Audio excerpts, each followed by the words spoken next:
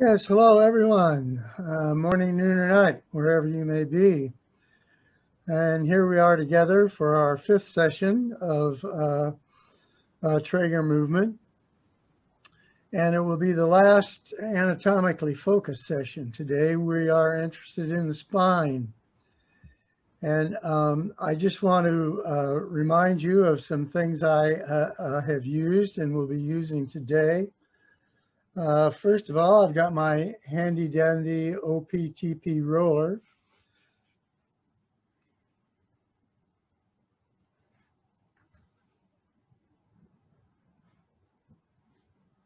Then I've got a ball. And just for good measure, I've got my chair that I can lean on and use for support on the back of the chair,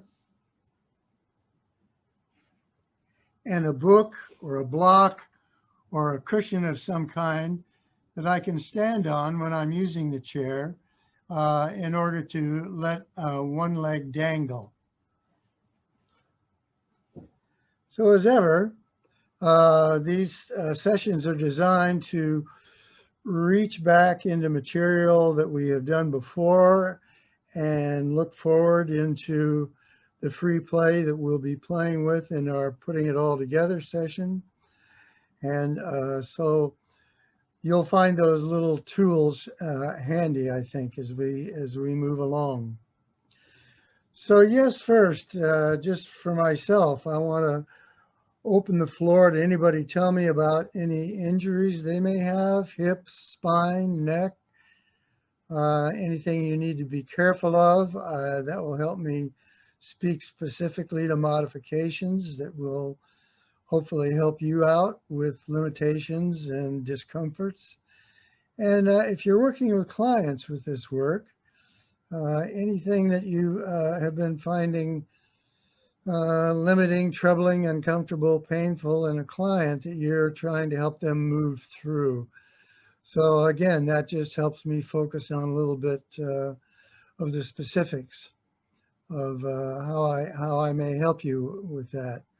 So if anybody wants to chime in with any of those concerns, limitations for yourself or a client, let us know.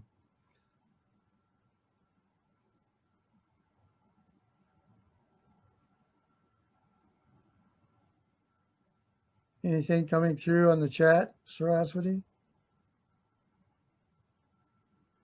I see spinal stenosis strategies. Spinal stenosis. Yep. Oh my.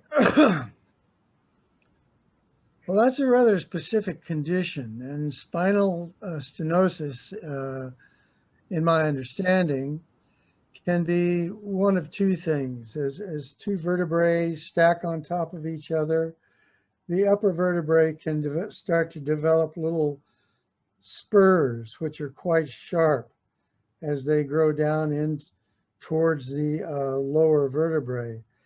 And then another issue with spinal stenosis is that in that disc gap and in that gap where the spinal nerves come out, there can be a buildup of bone in that nerve canal as it exits the spinal cord and put that little bump of bone pressure on the nerve. So we're dealing there with slight bone deformations that may result in not slight discomfort and pain and limited movement. So we're not going to change the bones overnight. And indeed, if that's severe, surgery may actually be recommended to shave down those bone spurs, both the sharp ones descending from the upper vertebrae and that bone build up in the nerve canal that's pressing on the nerve.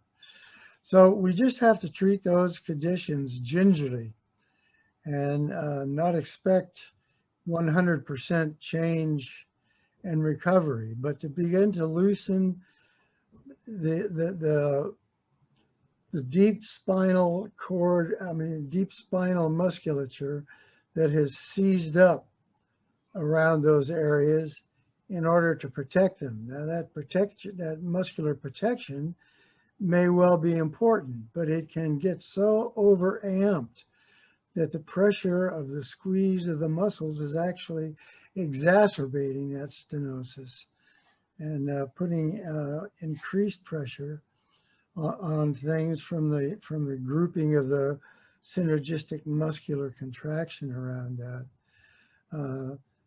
Does that address your question satisfactorily?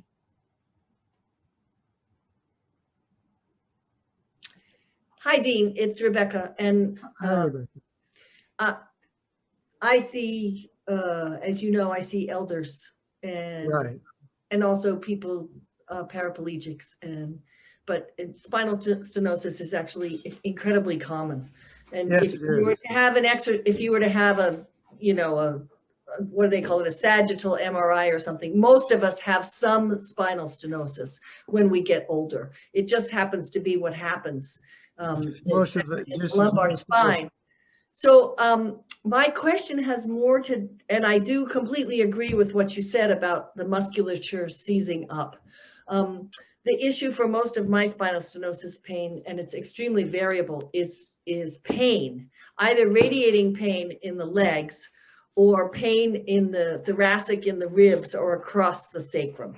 And you know, it just anything that you might have that was new.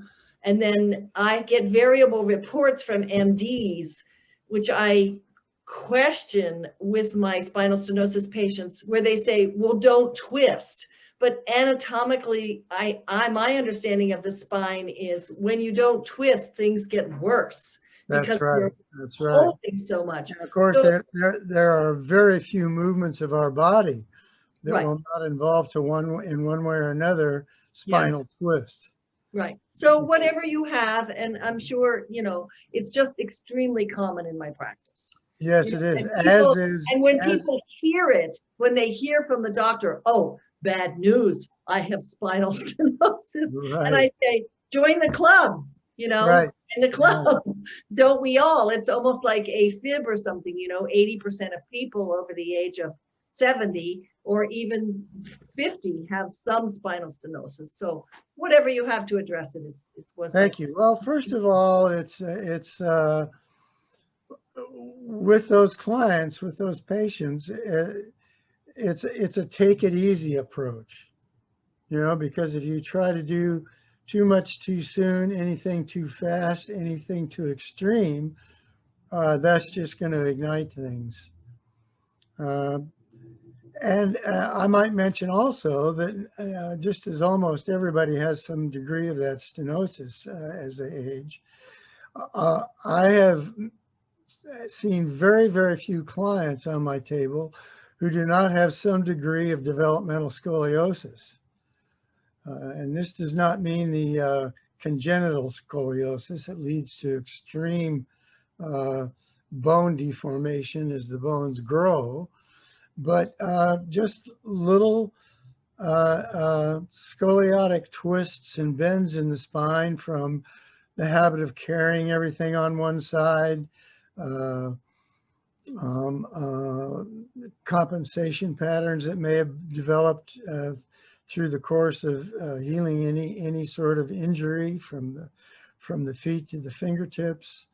All of those injuries call for a complete reorganization of my musculature and the musculature of my spine. So yes, in fact, I do indeed have my own developmental scoliosis.